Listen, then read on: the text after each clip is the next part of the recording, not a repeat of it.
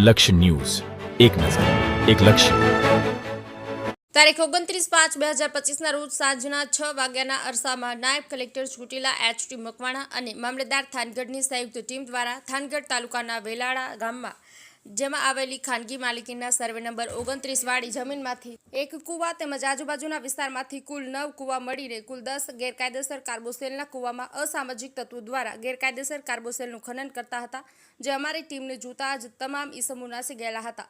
સ્થળ ઉપરથી મુદ્દામાલ કબજે કરેલ તેની વિગતો આ પ્રમાણે છે, જેમાં 150 ટન કાર્બોસેલ, 200 નંગ ડિટોનેટર, 850 મીટર પાઇપ, 10 ચરખી, 20 બકેટ, 60 મીટર સેફ્ટિક ફ્યુઝ, 225 નંગ સુપર પાવર 9.0 નાઇટિંગ વિસ્ફોટક, 5 સબમાર્શિબલ પંપ તેમજ એક મોબાઈલ ફોન. ઉક્ત વિગતો મળીને કુલ આશરે 13 લાખ જેટલાનો મુદ્દામાલ જપ્ત કરી આગળની નિયમો અનુસાર કાર્યવાહી હાથ ધરવામાં આવી હતી.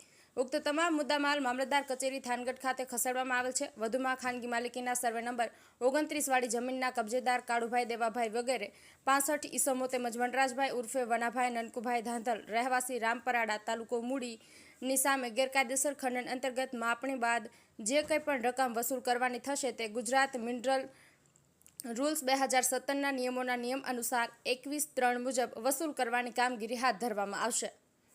બ્રિજેશ ત્રિવેદી, સુરેન્દ્રનગર.